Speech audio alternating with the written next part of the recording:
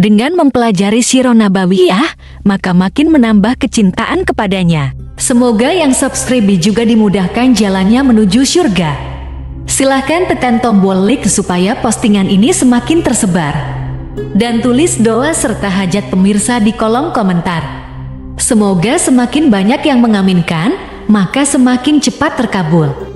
Nabi Sulaiman alaihi salam adalah manusia terkaya sepanjang sejarah kehidupan manusia di muka bumi.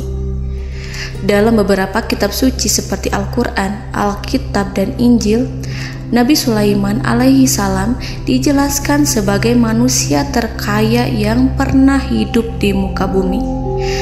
Tidak ada satupun manusia yang bisa mengalahkan total kekayaannya hingga hari kiamat tiba.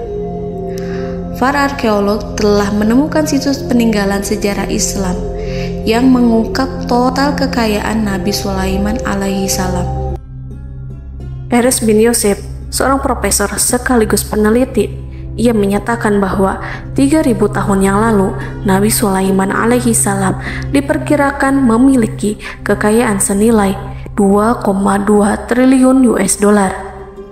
Dan apabila dikonversikan dengan nilai mata uang dolar hari ini, jika dirupiahkan, maka nilainya setara dengan 32.891.870 triliun rupiah. Profesor itu juga menjelaskan bahwa kekayaan Nabi Sulaiman alaihi salam berasal dari dua sumber, yakni istana kerajaan dan tambang tembaga. Nilai itu berkali-kali lipat lebih banyak dari total kekayaan negara Indonesia yang hanya mencapai 11.454 triliun per 30 Desember 2021. Nabi Sulaiman alaihi salam memiliki beberapa mukjizat. Di antaranya adalah dapat berbicara dengan bahasa binatang. Beliau dapat memerintah mereka untuk melakukan sesuatu. Beliau juga dapat mengendalikan besar kecilnya tekanan angin dan dapat mengatur ke arah mana angin akan berhembus. Sehingga dengan itu Nabi Sulaiman dapat memanfaatkan angin sebagai kendaraannya dan juga kendaraan tentaranya. Nabi Sulaiman juga bisa melunakkan besi dan membentuknya menjadi pakaian perang yang anti tusukan senjata tajam. Nabi Sulaiman juga memimpin para jin. Mereka tunduk dan patuh pada perintah Nabi Sulaiman alaihi salam. Tidak hanya setan, iblis laknatullah yang merupakan makhluk pembangkang dapat dibuat tunduk bertekuk lutut pada perintah-perintah Nabi Sulaiman. Nabi Sulaiman bisa melakukan teleportasi, yaitu berpindah dari suatu tempat ke tempat yang lain dalam waktu singkat. Peristiwa itu dibuktikan dengan pemindahan singgasana Ratu Balqis atas perintah Nabi Sulaiman. Nabi Sulaiman dikenal sebagai raja yang adil dan bijaksana. Nabi Sulaiman diberkahi kecerdasan yang luar biasa untuk menyatu padukan segenap kekuatan yang Allah berikan kepadanya. Ia mengelola dan membawa kerajaannya menjadi kekuatan raksasa yang tak terkalahkan di masanya dengan segenap kemampuan yang dimilikinya. Tentara Nabi Sulaiman adalah tentara terkuat di bumi tanpa ada yang menandingi.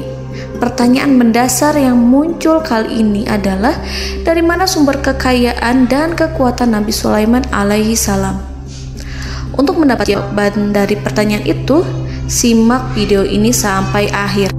Sebelum itu, mari bantu channel ini terus berkembang dengan cara subscribe dan nyalakan tanda loncengnya. Berikan komentar yang positif dan berikan like serta share video ini. Bismillahirrahmanirrahim. Sungguh kami benar-benar telah menganugerahkan ilmu kepada Daud dan Sulaiman. Keduanya berkata, segala puji bagi Allah yang melebihkan kami dari kebanyakan hamba-hambanya yang mukmin. Sulaiman telah mewarisi Daud dan dia berkata, wahai manusia, kami telah diajari untuk memahami bahasa burung dan kami dianugerahi segala sesuatu. Sesungguhnya semua ini benar-benar karunia yang nyata. Quran Surat An-Naml ayat 15-16. Saudara-saudaraku yang dirahmati Allah, pada ayat di atas disebutkan bahwa Sulaiman telah mewarisi Daud. Nabi Sulaiman mewarisi Nabi Daud dalam sisi kenabian dan kekuasaan, bukan mewarisi harta, karena para nabi tidak mewariskan harta. Sebab sepeninggalan mereka, harta para nabi menjadi sedekah bagi orang-orang yang ada di sekitarnya, yaitu orang-orang fakir dan orang-orang yang membutuhkan. Dan harta para nabi tidak dikhususkan bagi kalangan keluarganya. Rasulullah Shallallahu Alaihi Wasallam bersabda, "Kami para nabi tidak mewariskan." Nabi Sulaiman mewarisi kenabian dari Nabi Daud. Ini adalah hal yang jelas. Allah telah memilihnya sebagai nabi dari Bani Israel. Begitu juga Allah telah memberinya kekuasaan kerajaan sehingga ia menjadi pemimpin Bani Israel. Barangkali sesuatu yang paling penting yang diwarisi oleh Nabi Sulaiman dari Nabi Daud adalah tradisi militer. Kemajuan militer yang dahsyat telah berpindah kepada Nabi Sulaiman. Nabi Daud sebenarnya adalah seorang pengembala kambing yang sangat miskin, tetapi seiring dengan perjalanan waktu, ia menjadi komandan pasukan tiada tanding. Nabi Daud alaihi salam mengetahui bahwa kekuatan hakiki yang mengatur alam semesta adalah kekuatan Allah.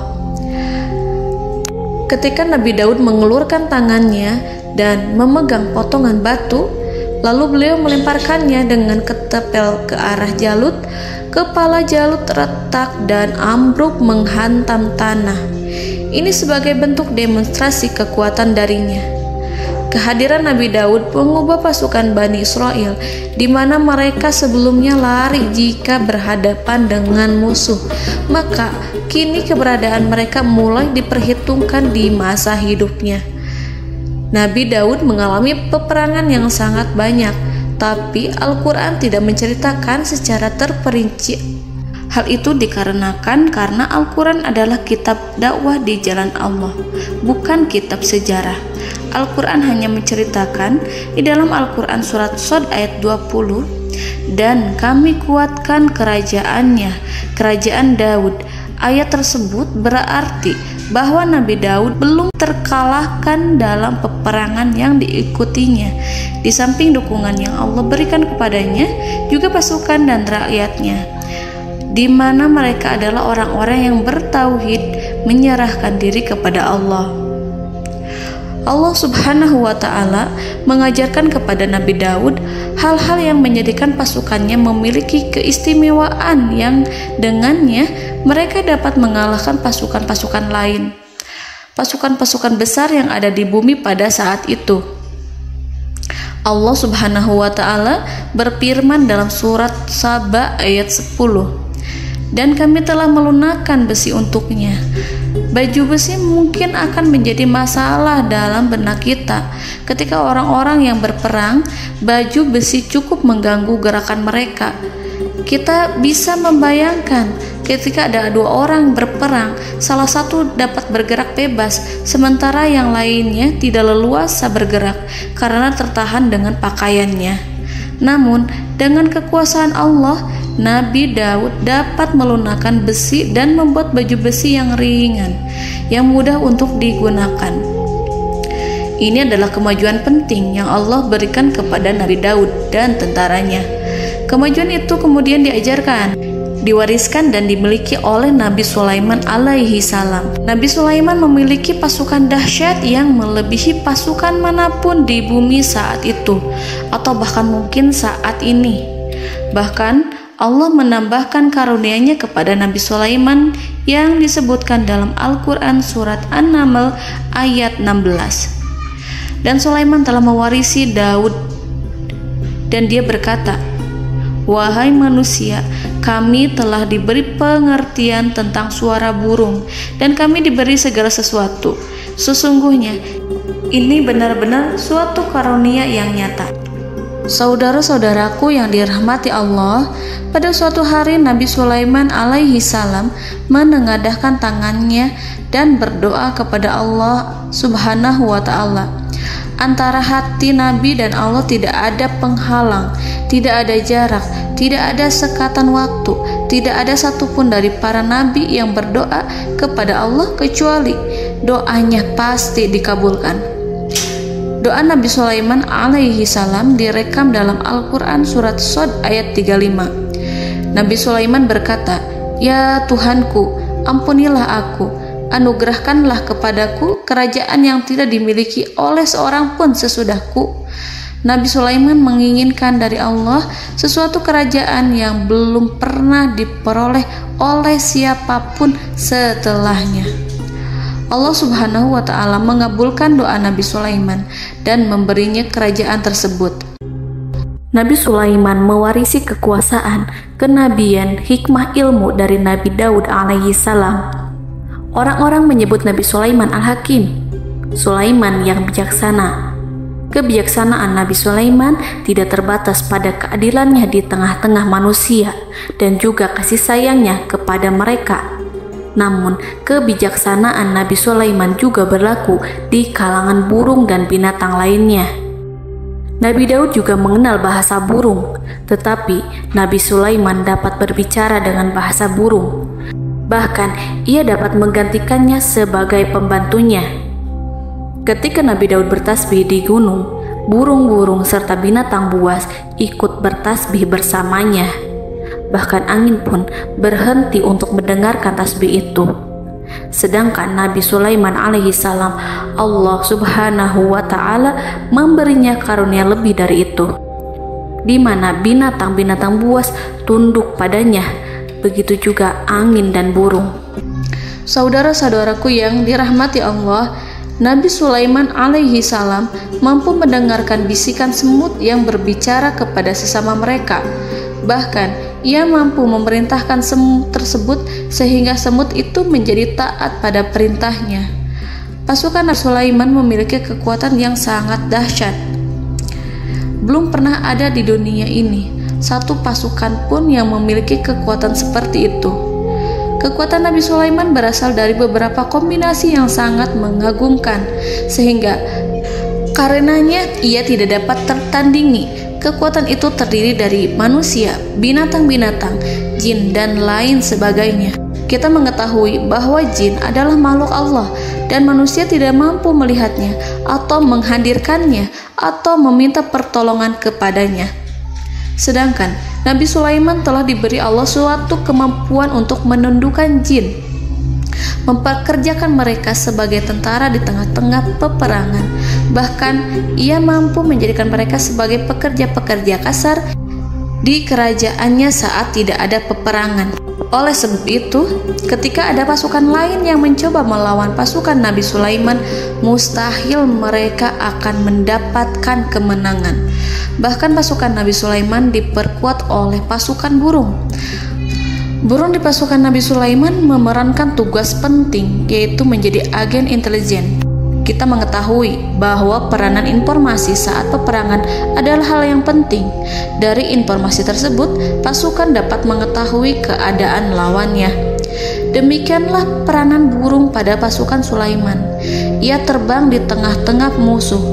Kemudian, ia kembali kepada Nabi Sulaiman untuk menyampaikan berita tentang keadaan lawannya. Di samping jin dan burung, Allah juga menundukkan angin untuk Nabi Sulaiman.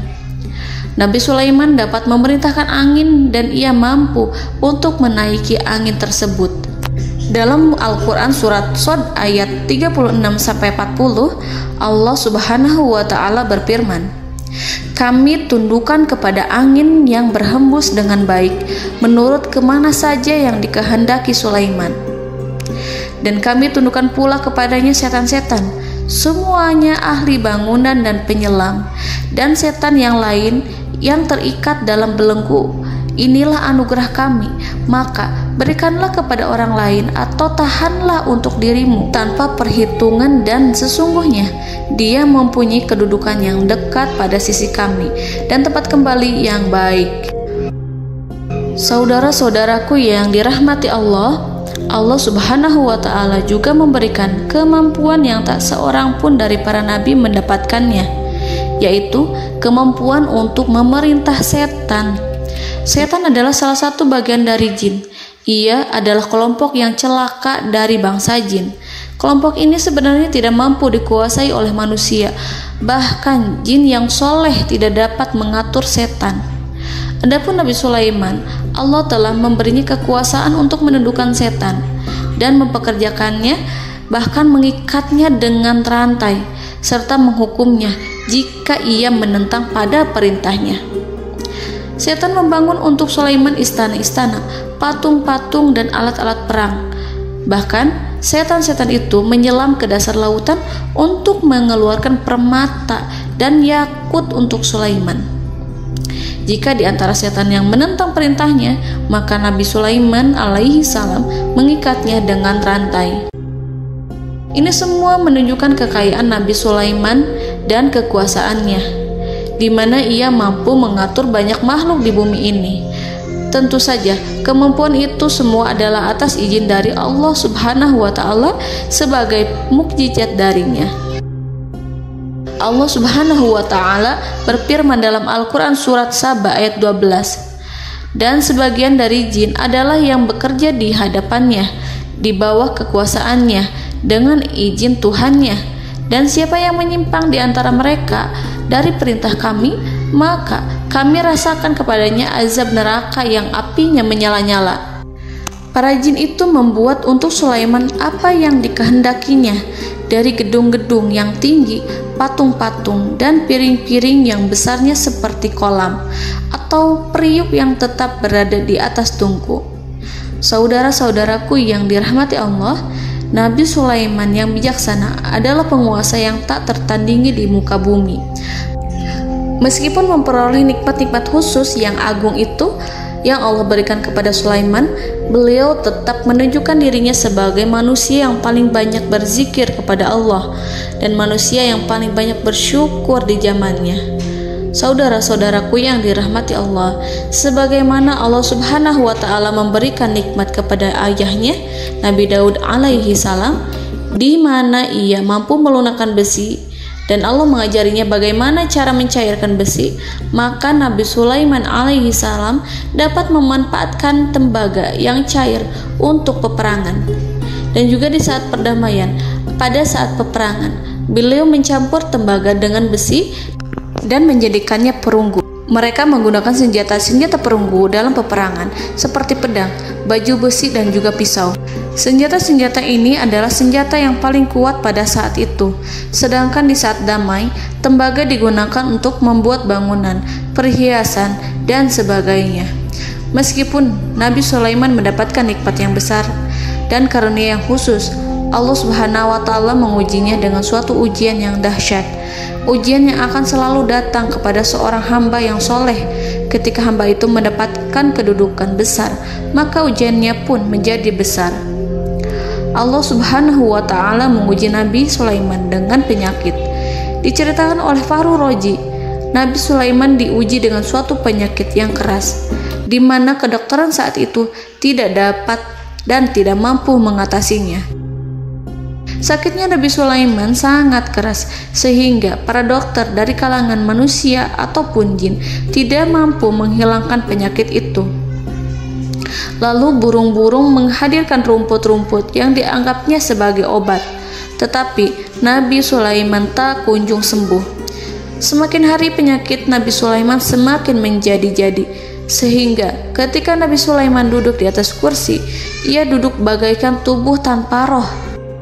Seakan-akan ia mati karena saking keras penyakit yang dideritanya. Sakit yang diderita oleh Nabi Sulaiman alaihi salam berlangsung sangat lama. Namun Nabi Sulaiman tidak henti-hentinya berzikir kepada Allah dan meminta kesembuhan kepadanya, serta selalu beristighfar dan mengungkapkan rasa cinta kepadanya. Selesailah ujian Allah terhadap hambanya Nabi Sulaiman. Beliau pun sembuh Nabi Sulaiman merasakan kembali kesehatannya setelah ia mengetahui segala kejayaan dan segala kekuasaan serta segala kebesarannya tidak lagi mampu menghilangkan penyakit yang dideritanya kecuali jika Allah menghendaki.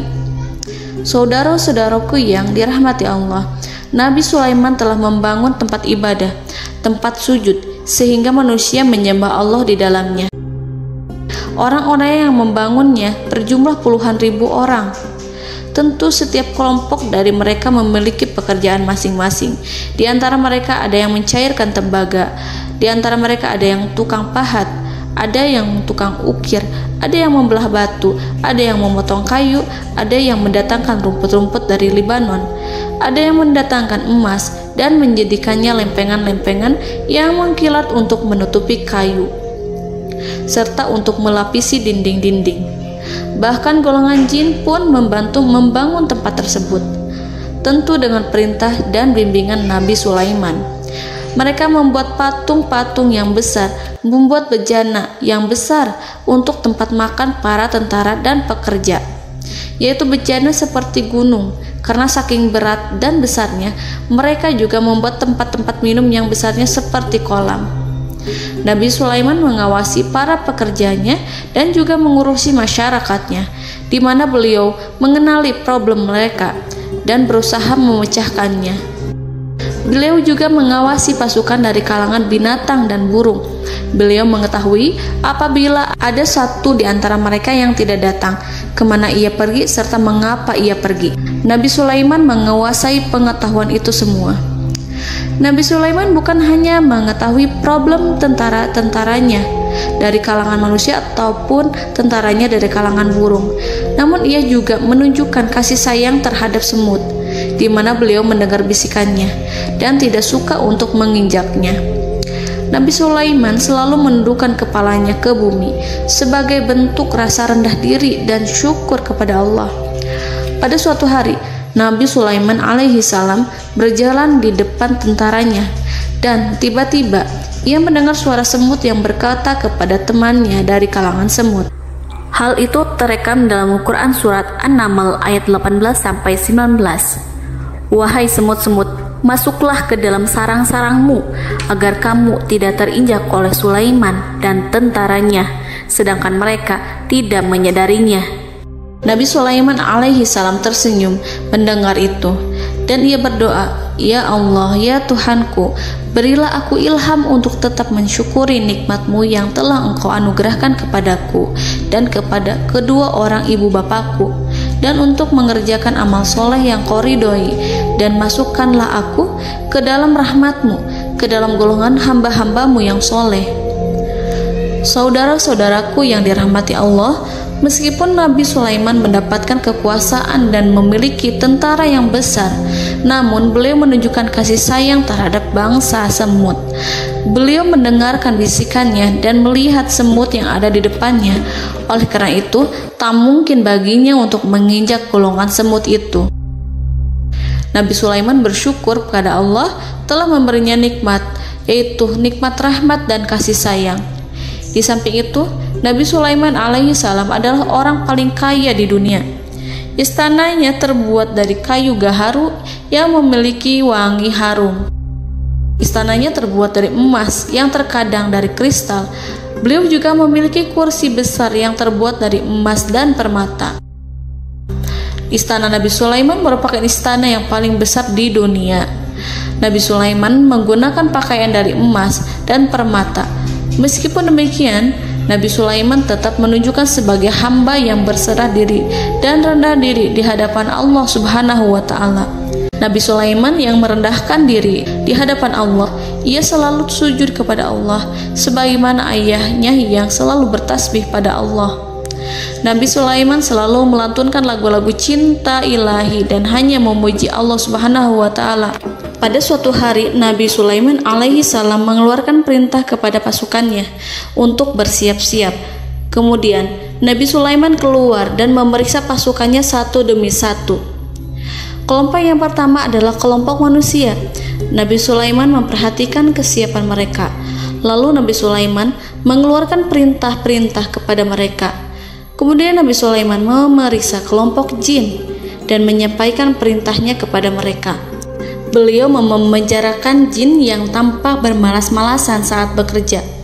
Lalu beliau memeriksa binatang dan berkata kepada mereka, apakah mereka sudah makan dengan baik? Apakah mereka tidur dengan nyenyak? Apakah ada yang mengadu pada mereka, misalkan karena penyediaan makanan yang tidak layak? Apakah ada di sana yang sakit dan lain sebagainya? Ketika Nabi Sulaiman merasa puas dengan semuanya, Nabi Sulaiman memasuki tenda tempat berkumpulnya para burung. Nabi Sulaiman alaihi salam kemudian memasuki tenda tersebut, mengamati keadaan di sekitarnya, sehingga beliau mengetahui bahwa ada satu burung yang tidak hadir, yaitu burung hudhud. Mengapa aku tidak melihat burung hudhud? Burung-burung yang lain tampak terdiam sebagai penghormatan, dan mereka mendengarkan apa yang akan dikatakan pemimpin mereka. Nabi Sulaiman mengarahkan pandangannya pada semua burung dan tidak menemukan burung hudhud di antara mereka. Tak seekor burung pun yang mengetahui keberadaannya. Burung hudhud absen pada apel wajib kali ini. Nabi Sulaiman mulai menampakkan kemarahannya. Tiba-tiba, seekor burung kecil memberanikan diri untuk berkata kepada Nabi Sulaiman, "Wahai Nabi yang mulia, seharusnya hudhud ada bersamaku kemarin untuk melaksanakan tugas penyelidikan. Ia adalah pemimpin misi itu. Namun, burung hudhud belum datang. Oleh karena itu, aku tidak pergi bersamanya." Burung itu tampak gemetar. Nabi Sulaiman mengetahui bahwa hudhud tidak hadir dan tak seorang pun mengetahui kemana ia pergi. Burung hudhud pergi tanpa izin terlebih dahulu. Dalam keadaan marah, Nabi Sulaiman berkata, "Sungguh aku benar-benar akan mengazabnya dengan azab yang sangat keras atau benar-benar menyembelihnya, kecuali jika ia benar-benar datang kepadaku dengan alasan yang jelas."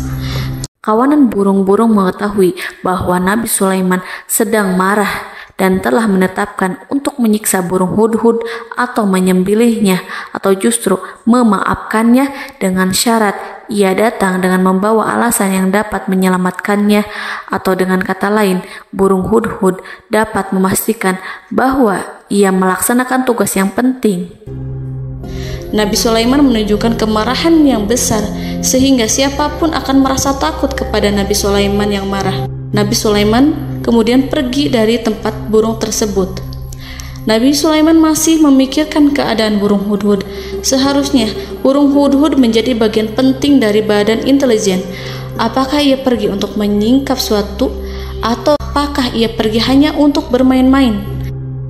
Nabi Sulaiman telah memperhatikan dan mengetahui bahwa burung hudhud adalah seekor burung yang cerdik dan juga fasih berbicara. Terkadang Nabi Sulaiman mendapati burung hudhud sedang bermain-main dan menunda-nunda pekerjaannya. Namun ketika Nabi Sulaiman melihatnya, burung hudhud memahami bahwa perbuatannya tidak benar. Oleh karena itu, ia tidak boleh menyampur adukan antara waktu serius dan waktu bermain. Tidak lama setelah itu, burung hudhud tiba di tempat para burung. Burung-burung yang lain berkata kepadanya, "Wahai hudhud, pergilah engkau ke tempat Nabi Sulaiman. Jika ia mengetahui bahwa engkau telah sampai, jiwamu benar-benar terancam." Mendengar itu, burung hudhud segera beranjak. Ia terbang menemui Nabi Sulaiman. Pada waktu itu, Nabi Sulaiman sedang duduk bersama tentaranya yang lain. Burung hudhud berdiri. Ia telah merencanakan untuk memulai pembicaraan dengan Nabi Sulaiman sebelum Nabi Sulaiman bertanya kepadanya kemana dia pergi.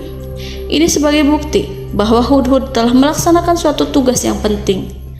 Dalam Al-Quran Surat An-Naml ayat 22, burung hudhud berbicara, "Aku telah mengetahui sesuatu yang kamu belum mengetahuinya, dan kubawa kepadamu dari negeri Saba suatu berita penting yang diyakini seakan-akan burung hudhud hendak berkata, 'Aku adalah hudhud yang miskin, tapi aku mengetahui apa yang tidak engkau ketahui, dan aku telah datang kepadamu dari kerajaan Saba dengan membawa berita yang sangat penting.'"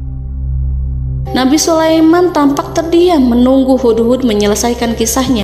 Dalam surat An-Naml ayat 23-24, burung hudhud berkata, Sesungguhnya aku menjumpai seorang wanita yang memerintah mereka. Dia dianugerahi segala sesuatu serta mempunyai singgasana yang besar. Aku mendapati dia dan kaumnya menyembah matahari selain Allah. Dan setan-setan telah menjadikan mereka memandang indah perbuatan-perbuatan mereka, lalu menghalangi mereka dari jalan Allah, sehingga mereka tidak mendapat petunjuk. Burung hudhud diam. Nabi Sulaiman merasa bahwa hudhud menunjukkan kepasihan lisannya. Nabi Sulaiman berkata dalam Quran surat An-Naml ayat 27 sambil menunjukkan senyum manisnya. Nabi Sulaiman berkata, "Akan kami lihat apakah kamu benar wahai hudhud, ataukah kamu termasuk orang-orang yang berdusta." Seakan-akan burung hudhud ingin mengatakan, "Aku tidak berbohong, wahai Nabi yang mulia." Namun diamnya Sulaiman membuat takut sehingga burung hudhud terdiam. Nabi Sulaiman terdiam karena berpikir, lalu ia memutuskan sesuatu setelah itu. Beliau melihat kepada lainnya dan meminta secari kertas. Nabi Sulaiman menulis surat singkat dan menyerahkannya kepada hudhud serta memerintahkan kepadanya seperti yang dikatakan dalam Quran surat An-Naml ayat 28. "Pergilah dengan membawa suratku ini, lalu jatuhkanlah kepada mereka, kemudian berpalinglah dari mereka, lalu perhatikanlah apa yang mereka bicarakan." Al-Quranul Karim hanya menceritakan dalam Quran surat An-Naml bagaimana perginya hudhud dan bagaimana ia menyerahkan surat itu. Lalu Al-Quran langsung menyebut keadaan kerajaan Balqis yang saat itu sedang membaca surat di depan para pembesar kerajaan dan para menterinya. Dalam Al-Quran surat An-Naml ayat 29-31 berkatalah Balqis, "Wahai pembesar-pembesar, sesungguhnya telah dijatuhkan kepadaku sebuah surat yang mulia. Sesungguhnya surat ini dari Sulaiman, dan sesungguhnya isinya dengan menyebut nama Allah yang Maha Pengasih lagi Maha Penyayang, bahwa janganlah kalian berlaku sombong terhadapku, dan datanglah kepadaku sebagai orang yang berserah diri." Saudara-saudaraku yang dirahmati Allah, dalam surat tersebut Nabi Sulaiman menyebutkan supaya mereka menyerahkan diri dan tunduk kepada perintah Nabi Sulaiman. Nabi Sulaiman memerintahkan agar mereka meninggalkan penyembahan terhadap matahari. Nabi Sulaiman tidak mempersoalkan akidah mereka dan tidak memuaskan mereka dengan apapun. Nabi Sulaiman hanya memerintahkan bahwa ia berada di atas kebenaran. Bukankah ia didukung kekuatan yang berlandaskan keyakinan yang dimilikinya? Nabi Sulaiman hanya memerintahkan mereka agar tunduk dan patuh kepadanya. Ratu Sabak menyampaikan surat tersebut di tengah-tengah kaumnya. Dalam Quran surat An-Naml ayat 32 dijelaskan, "Dan berkatalah Balqis, wahai para pembesar, berilah aku pertimbangan dalam urusanku ini. Aku tidak pernah memutuskan sesuatu persoalan sebelum kamu berada dalam majelisku." Saudara-saudaraku yang dirahmati Allah, para pembesar istana Balqis menentang surat tersebut. Isi surat itu membangkitkan kesombongan kaum Sabak, di mana mereka merasa lebih kuat. Mereka mengetahui bahwa di sana ada seorang yang mencoba menentang mereka dan mengisyaratkan peperangan kepada mereka. Lalu ia meminta kepada mereka untuk memenuhi syarat-syaratnya sebelum terjadinya peperangan dan kekalahan. Dalam surat An-Naml ayat 33, mereka menjawab, "Kita adalah orang-orang yang memiliki kekuatan dan juga memiliki keberanian yang sangat besar dalam peperangan. Dan keputusan berada di tanganmu, wahai rajaku. Maka pertimbangkanlah apa yang akan kamu perintahkan." Saudara-saudaraku yang dirahmati Allah, para pembesar kaum Sabak seakan ingin berkata, "Kita siap untuk melaksanakan perang." Tampaknya ratu itu memiliki kebijakan yang lebih baik dari pembesar kaumnya. Surat Sulaiman itu membuatnya berpikir lebih jernih dan lebih berhati-hati. Ia berusaha sebisa mungkin menghindari peperangan. Ratu itu berpikir dalam tempo yang lama. Nama Sulaiman tidak diketahuinya dan ia pun belum pernah mendengarnya. Oleh karena itu, Ratu kaum Sabak tidak mampu mengetahui dan mendeteksi seberapa besar kekuatan Nabi Sulaiman. boleh jadi Nabi Sulaiman memiliki kekuatan yang dahsyat sehingga ia mampu memerangi kekuasaannya dan mengalahkannya. Kemudian ratu memperhatikan apa yang ada di sekelilingnya. Ia melihat kemajuan masyarakatnya dan juga kekayaannya. Barangkali ia mengira bahwa Nabi Sulaiman iri terhadap kemajuan dan kekayaannya itu, sehingga Nabi Sulaiman ingin menyerangnya. Setelah mempertimbangkan isi surat Nabi Sulaiman dengan cermat, Ratu Saba memilih untuk tidak bersikap ceroboh dan bodoh.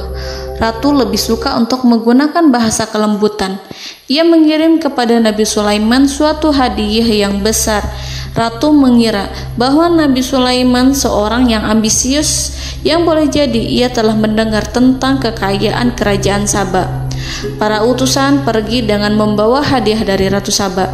Ratu berharap agar mereka dapat memasuki kerajaan Nabi Sulaiman dan akan mengetahui kondisi kerajaannya. Saat mereka pulang, Ratu ingin mendengar secara langsung dari mereka tentang bagaimana keadaan kaum Nabi Sulaiman dan pasukannya.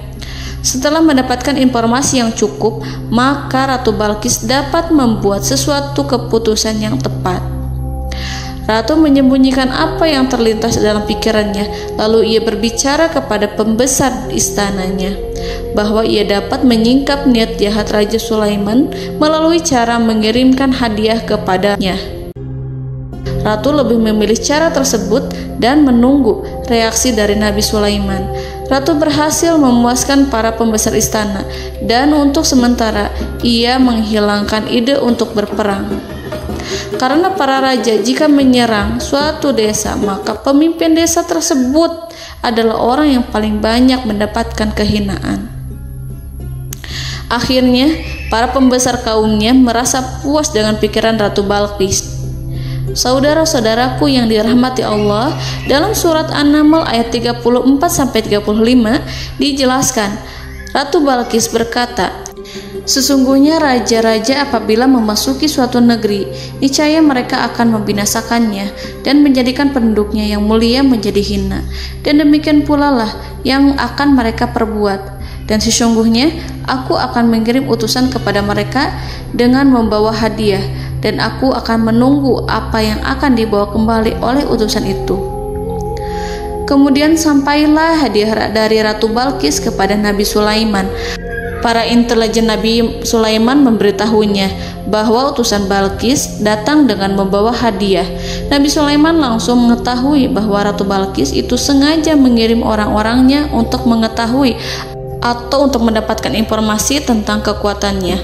Lalu setelah itu ia akan mengambil keputusan atau mengambil sikap kepada kerajaan Sulaiman. Nabi Sulaiman segera memanggil semua pasukannya untuk berkumpul. Utusan Balqis segera memasuki istana Nabi yang dipenuhi dengan pasukan yang besar bersenjata. Melihat itu, utusan Ratu Balqis tercengang dan terkejut ketika mereka melihat kekayaan yang mereka bawa tidak ada apa-apanya dibandingkan dengan kerajaan Nabi Sulaiman. Hadiah mereka tampak tidak berarti. Emas yang mereka bawa tampak tidak memiliki makna saat mereka memasuki istana Nabi Sulaiman yang terbuat dari kayu-kayu pohon gaharu yang mengeluarkan bau yang harum serta dihiasi dengan emas permata. Para utusan Ratu Balqis berdiri bersama Nabi Sulaiman dan menyaksikan bagaimana Nabi Sulaiman mengendalikan pasukannya. Kemudian mereka mulai berpikir tentang kekuatan dan kualitas pasukan Nabi Sulaiman. Betapa kagetnya mereka ketika melihat di tengah-tengah pasukan itu terdapat singa, burung, dan tentara dari kalangan manusia yang mampu terbang. Mereka pun sadar bahwa mereka di hadapan pasukan yang tiada tandingannya. Selesailah demonstrasi pasukan Nabi Sulaiman. Kemudian para utusan ratu dipersilahkan maju ke tempat hidangan makanan. Para utusan itu sangat terkejut ketika melihat berbagai macam makanan dari penjuru dunia ada di depannya. Dan di antara makanan itu terdapat pula makanan yang biasa ditemukan di negeri mereka. Tetapi mereka melihat bahwa makanan itu memiliki rasa yang lebih istimewa. Selain itu, piring-piring yang ada di depan mereka terbuat dari emas dan mereka dilayani oleh laki-laki yang berhias dengan emas. Di meja makan itu terdapat burung, ikan laut, dan berbagai macam daging yang mereka tidak mampu lagi membedakan daging apa itu. Nabi Sulaiman tidak makan bersama mereka, tapi beliau makan dengan menggunakan piring yang terbuat dari kayu. Beliau memakan roti yang kering yang dicampur dengan minyak. Inilah makanan yang dipilih Nabi Sulaiman. Makan bersama mereka dalam keadaan diam, mereka merasa kehadiran Nabi Sulaiman menciptakan suatu wibawa yang luar biasa. Selesai perjamuan itu, lalu dengan sangat malu mereka menyerahkan hadiah dari Ratu Balqis kepada Nabi Sulaiman. Hadiah itu berupa emas yang bagi mereka hadiah itu sangat bernilai tinggi. Tapi di sini hadiah itu tampak kecil di hadapan kekayaan Nabi Sulaiman yang sangat mengagumkan. Nabi Sulaiman memperhatikan hadiah dari Ratu Balqis itu dan berkata dalam Quran surat An-Naml ayat 36, "Maka apa yang diberikan Allah kepadaku lebih baik daripada apa yang diberikannya kepadamu, tetapi kamu merasa bangga dengan hadiahmu." Saudara-saudaraku, Raja Sulaiman menyingkap dengan kata-katanya yang singkat itu penolakannya terhadap hadiah mereka. Ia memberitahu utusan itu bahwa ia tidak menerima hadiah tersebut. Ia tidak merasa puas dengan hadiah itu. Yang membuatnya puas hanyalah, janganlah kalian berlaku sombong terhadapku dan datanglah kepadaku sebagai orang-orang yang berserah diri. Lalu Nabi Sulaiman berkata kepada mereka dengan pelan. Hal itu diabadikan dalam Al-Quran surat An-Naml ayat 37. "Kembalilah kepada mereka, sungguh kami akan mendatangi mereka dengan bala tentara yang mereka tidak kuasa melawannya. Dan pasti kami akan mengusir mereka dari negara itu, yaitu negeri Saba, dengan terhina. Dan mereka akan menjadi tawanan-tawanan yang hina." Saudara-saudaraku yang dirahmati Allah, Nabi Sulaiman kemudian meninggalkan para utusan ratu setelah terlebih dahulu mengancam mereka. Para utusan itu berharap agar Nabi Sulaiman mau menunggu kunjungan Ratu Balqis yang akan membawa misi perdamaian. Akhirnya, sampailah para utusan Ratu Balqis ke negeri Saba. Mereka segera menuju istana sang ratu. Mereka memberitahu bahwa negeri mereka ada di ujung tanduk. Mereka menceritakan kepada ratu tentang kekuatan Nabi Sulaiman dan tidak mungkin bagi mereka mampu melawannya. Mereka meyakinkan Ratu Balqis bahwa ia harus mengunjunginya dan melihat sendiri bagaimana kebesaran kerajaan Nabi Sulaiman. Kemudian Ratu Balqis menyiapkan dirinya untuk pergi menuju kerajaan Nabi Sulaiman. Nabi Sulaiman duduk di kursi kerajaan di tengah-tengah para pembesarnya dan para menterinya, serta para komandan pasukannya. Beliau berpikir tentang sosok Balqis. Nabi Sulaiman mengetahui bahwa Balqis menuju tempatnya. Balqis dikelilingi rasa takut. Nabi Sulaiman berpikir sejenak tentang bagaimana matahari disembah. Ia memikirkan bagaimana informasi yang diterima oleh intelijennya tentang kemajuan kerajaan Balqis dalam bidang kesenian dan ilmu pengetahuan. Nabi Sulaiman bertanya kepada dirinya sendiri, apakah kemajuan menjadi penghalang untuk mengetahui kebenaran? Apakah ratu itu senang dengan kekuatan yang dicapainya? Dan ia membayangkan bahwa kekuatannya adalah segalanya. Dengan kemajuan yang dimilikinya, Nabi Sulaiman ingin membuat kejutan agar ratu mengetahui bahwa Islam yang diyakini oleh Nabi Sulaiman adalah satu-satunya yang mampu mendatangkan kemajuan dan kekuatan yang hakiki, sehingga ia dapat membandingkan antara keyakinannya dalam menyembah matahari beserta kemajuan yang dicapainya dengan keyakinan Nabi Sulaiman beserta kemajuan yang diraihnya. Saudara-saudaraku yang dirahmati Allah, para mata-mata Nabi Sulaiman telah memberitahunya bahwa hal yang sangat disegani dan dikagumi oleh kaum Balqis adalah kerajaan Saba, yaitu singgasana Ratu Balqis. Singgasana itu terbuat dari emas dan batu delima. Singgasana tersebut dijaga oleh penjaga yang sangat disiplin, di mana mereka tidak pernah lalai sedikit pun. Oleh karena itu, sangat tepat apabila Nabi Sulaiman menghadirkan singgasananya di sini, di kerajaannya. sehingga ketika ratu tiba, maka ia dapat duduk di atasnya.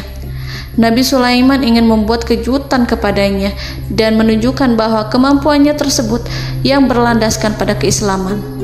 Nabi Sulaiman melakukan yang demikian itu dengan harapan agar si ratu tunduk kepadanya. Ide itu terlintas dalam diri Nabi Sulaiman. Lalu ia mengangkat kepalanya dan menoleh kepada anak buahnya. Hal itu diabadikan dalam Quran Surat An-Naml ayat 38. Wahai para pembesar, siapakah di antara kamu sekalian yang sanggup membawa singgasananya kepadaku sebelum mereka datang kepadaku sebagai orang-orang yang berserah diri? Saudara-saudaraku, perhatikanlah ungkapan pikiran Nabi Sulaiman tersebut. Semua pemikirannya berkisar tentang keislaman para penyembah matahari, tentang bagaimana beliau dapat memberikan petunjuk kepada mereka di jalan Allah. Yang pertama menjawab pertanyaan Nabi Sulaiman adalah jin Ifrit. Dalam Quran Surat An-Naml ayat 39, berkatalah Ifrit yang cerdik dari golongan jin, "Aku akan datang kepadamu dengan membawa singgasana itu sebelum kamu berdiri dari tempat dudukmu. Sesungguhnya aku benar-benar kuat untuk membawanya, lagi dapat dipercaya." Nabi Sulaiman berdiri dari tempat duduknya. Setelah 1 jam atau 2 jam, jin itu berjanji kepadanya untuk menghadirkan singgasana Balkis. Sebelum itu, istana Nabi Sulaiman di Palestina, sedangkan istana Balkis terletak di Yaman.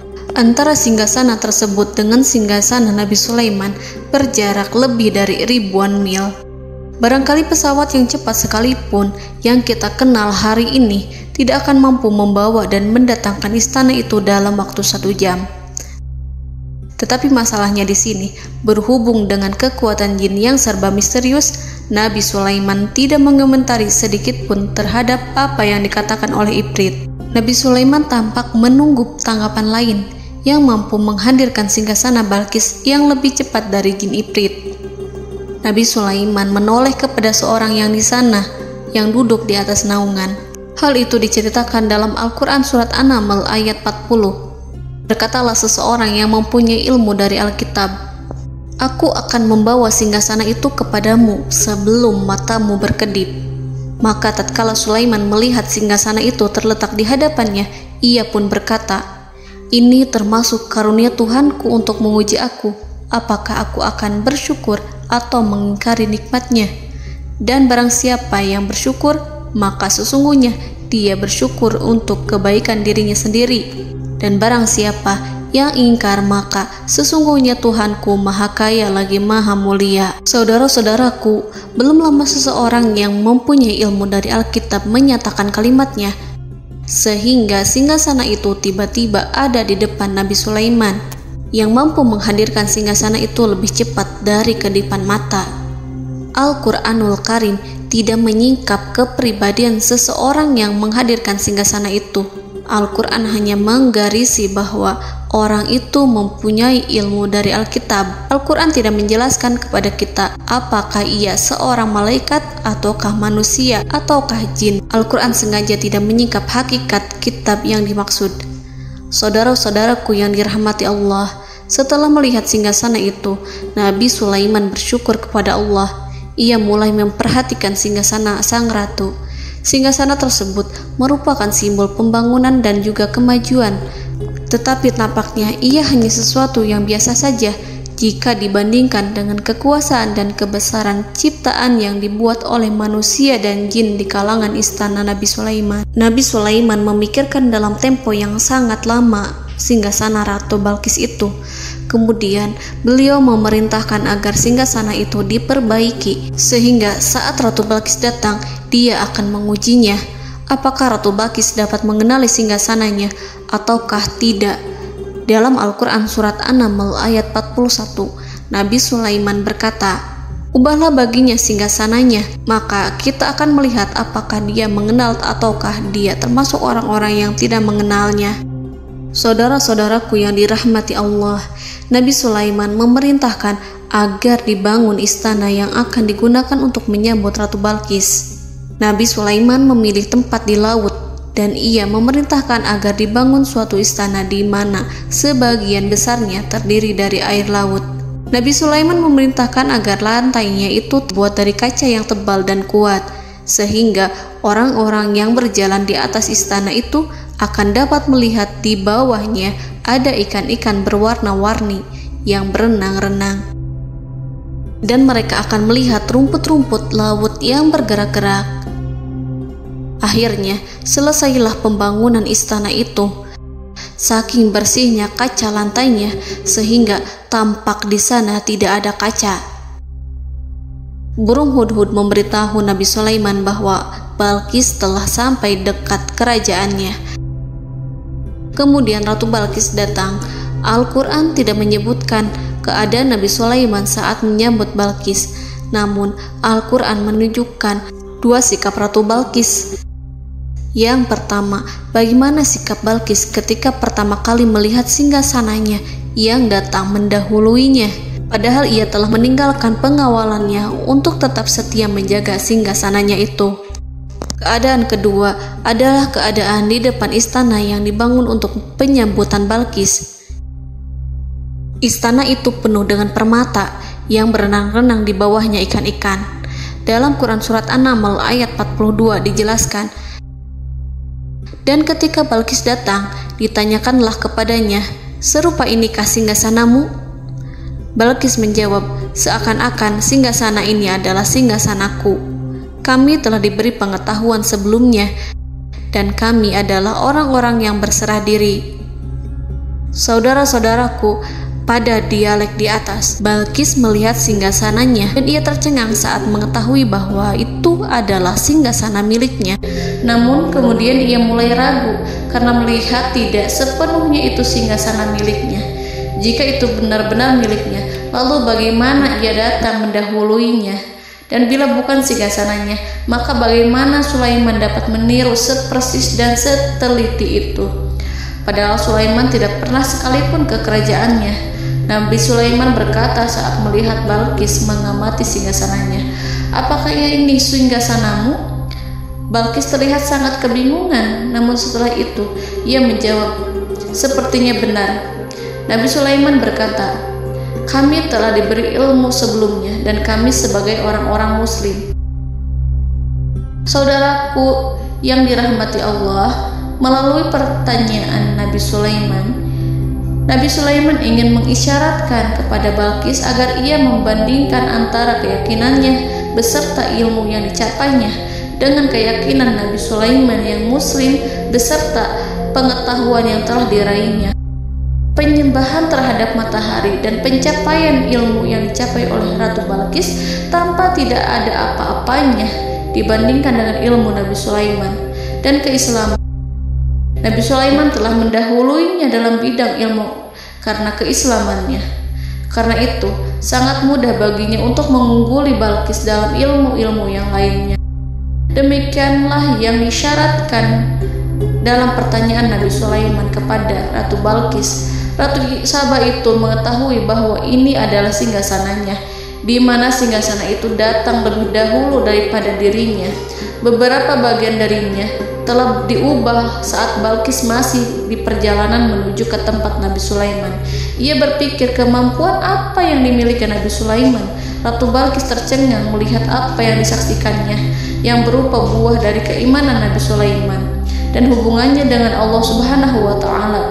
Sebagaimana Balqis juga tercengang ketika melihat kemajuan di bidang ilmu pembangunan, seni, dan ilmu-ilmu yang lainnya. Maka ia tidak lebih kagum lagi saat melihat hubungan yang kuat antara keislaman Nabi Sulaiman dengan ilmunya serta kemajuan yang diraihnya. Dalam Al-Quran Surat An-Naml ayat 43 dijelaskan, dan apa yang disembahnya selama ini selain Allah mencegahnya untuk melahirkan keislamannya, karena sesungguhnya ia terdahulu termasuk orang-orang yang kafir. Saudara-saudaraku yang dirahmati Allah, berguncanglah dalam benak Balqis ribuan hal ketika melihat keyakinan kaumnya runtuh di hadapan Nabi Sulaiman. Ia menyadari matahari yang disembahnya hanya merupakan ciptaan Allah, dan Allah lah yang menggerakkannya untuk hamba-hambanya. Lalu terbitlah matahari kebenaran dalam dirinya. Hatinya diterangi oleh cahaya baru yang tidak akan tenggelam seperti tenggelamnya matahari. Masa keislamannya hanya menunggu waktu. Ratu Balqis memilih waktu yang tepat untuk mengumumkan keislamannya. Allah Subhanahu wa Ta'ala berfirman dalam Quran Surat An-Naml ayat 44. Dikatakan kepadanya, masuklah ke dalam istana. Maka tatkala ia melihat lantai istana itu, dikiranya kolam air yang besar dan disingkapnya 2 betisnya. Berkatalah Sulaiman, sesungguhnya ia adalah istana licin yang terbuat dari kaca. Berkatalah Balqis, wahai Tuhanku, sesungguhnya aku telah berbuat zalim terhadap diriku dan aku berserah diri bersama Sulaiman kepada Allah Tuhan semesta alam. Saudara-saudaraku yang dirahmati Allah, dikatakan kepada Balqis, masuklah ke dalam istana. Ketika ia masuk, maka ia tidak menyaksikan adanya kaca, tetapi ia melihat air, sehingga ia mengira akan bersinggungan dengan air. Lalu ia menyingkapkan sedikit bajunya agar bajunya itu tidak basah. Nabi Sulaiman mengingatkannya tanpa melihatnya agar ia tidak khawatir terhadap pakaiannya, karena pakaiannya tidak akan basah sebab di sana tidak ada air. Itu sekedar kaca yang halus, yang saking halusnya sehingga ia tidak tampak. Pada kesempatan itulah Balqis mengumumkan keislamannya yang mengakui kelalimannya, dan ia menyatakan menyerahkan diri kepada Nabi Sulaiman dan kepada Allah Tuhan semesta alam. Lalu kaumnya pun mengikutinya dan mereka memeluk Islam. Balqis menyadari ia berhadapan dengan penguasa yang terbesar di bumi dan Nabi Allah yang mulia. Untuk pertama kalinya, wajah Sulaiman tampak dihiasi dengan senyuman yang menunjukkan kepuasannya sejak Balqis mengunjunginya. Demikianlah Nabi Sulaiman mewujudkan kejayaannya yang hakiki dan menyebarkan cahaya Islam di muka bumi. Saudara-saudaraku, Al-Quran tidak menyebutkan kisah Balqis setelah keislamannya. Para ahli tafsir mengatakan bahwa ia menikah dengan Nabi Sulaiman. Selain itu, ada yang mengatakan bahwa ia menikah dengan salah satu orang dekat Nabi Sulaiman. Ada juga yang mengatakan bahwa sebagian Raja Habasyah adalah keturunan dari buah perkawinan ini. Wallahu a'lam bishawab. Saudara-saudaraku yang dirahmati Allah, Nabi Sulaiman hidup di tengah-tengah kejayaan dan kemuliaan di bumi. Kemudian Allah menetapkan kematian untuknya, sebagaimana kehidupan Sulaiman berada di puncak kemuliaan dan kejayaan yang penuh dengan keajaiban yang luar biasa, maka kematiannya pun merupakan tanda-tanda kebesaran Allah yang penuh dengan keajaiban. Demikianlah bahwa kematiannya sesuai dengan kehidupannya, sesuai dengan kejayaannya. Allah berfirman tentang kematian Sulaiman di dalam Al-Quran Surat Saba ayat 14. Maka tatkala kami telah menetapkan kematian Nabi Sulaiman, tidak ada yang menunjukkan kepada mereka kematiannya itu kecuali rayap yang memakan tongkatnya. Maka tatkala ia telah tersungkur, tahulah jin bahwa kalau sekiranya mereka mengetahui yang gaib, tentulah mereka tidak akan tetap dalam siksa yang menghinakan. Saudara-saudaraku, kemampuan Nabi Sulaiman untuk menundukkan jin dan mempekerjakan mereka serta hubungan mereka dengan semua itu menimbulkan fitnah di tengah-tengah manusia dalam hal tertentu. Kematian Nabi Sulaiman merupakan batasan jawaban terhadap fitnah ini. Kami tidak mengetahui siapa yang mengklaim bahwa jin mengetahui hal yang gaib. Apakah itu setan yang terkutuk, atau jin yang bodoh, atau manusia yang tertipu? Kami tidak mengetahui siapa yang bertanggung jawab terhadap tersebarnya isu yang keliru ini. Yang kita ketahui adalah bahwa hal tersebut adalah mempengaruhi sebagian manusia dan jin.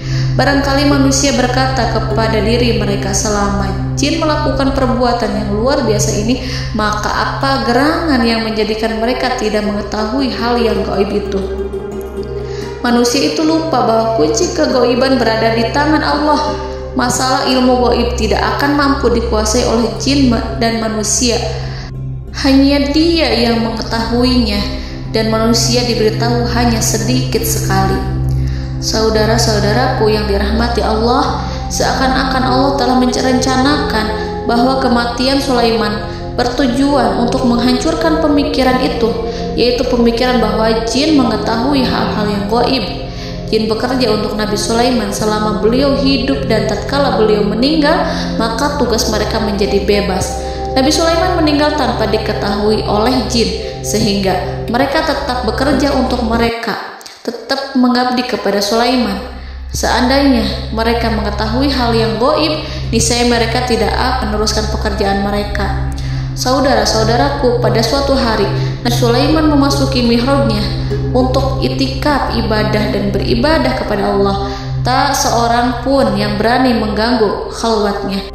Mihrab Sulaiman terletak di puncak gunung dan dindingnya terbuat dari permata. Pada suatu hari, Nabi Sulaiman duduk bersandar pada tongkatnya dan ia tampak tenggelam dalam tafakur. Beliau berzikir pada Allah hingga rasa kantuk menguasainya. Lalu setelah itu malaikat maut menemuinya. Nabi Sulaiman pun meninggal. Beliau bersandar kepada tongkatnya. Jin melihatnya dan mengira bahwa beliau sedang sholat, sehingga mereka pun terus melanjutkan pekerjaannya. Berlalulah hari demi hari yang panjang. Datanglah rayap, yaitu semut kecil yang memakan kayu. Hewan itu mulai memakan tongkat Nabi Sulaiman. Rayap itu tampak lapar. Sebagian dari tongkat Nabi Sulaiman dimakan beberapa hari oleh rayap itu. Ketika yang dimakannya semakin bertambah, maka tongkat itu pun menjadi rusak dan kemudian jatuh dari tangan Nabi Sulaiman alaihi salam. Tubuh mulia itu kehilangan keseimbangan dan kemudian jatuh terhempas di bumi. Tatkala tubuh suci itu tersungkur, maka manusia segera menuju ke arahnya. Mereka menyadari dan mengetahui bahwa Nabi Sulaiman telah meninggal dalam waktu yang lama. Jin menyadari bahwa mereka tidak mengetahui hal yang gaib, dan manusia pun mengetahui hakikat ini. Seandainya jin mengetahui hal yang gaib, niscaya ia tidak akan meneruskan siksa yang hina. Mereka tidak akan bekerja kepada Sulaiman. Demikianlah Nabi Sulaiman alaihi salam meninggal dalam keadaan duduk dan sholat di mihrabnya. Lalu berita itu tersebar bagaikan api di bumi. Manusia, burung, dan binatang buas mengantarkan jenazah Nabi Sulaiman. Sekawanan burung tampak sedih dan menangis. Semua makhluk bersedih. Akhirnya tak seorang pun mengetahui bahasa burung di bumi. Meninggallah seorang yang memahami pembicaraan burung, binatang-binatang, jin, dan lain sebagainya. Burung-burung itu berkata, betapa beratnya kehidupan di tengah orang-orang yang tidak mengetahui pembicaraan kita. Allahu a'lam.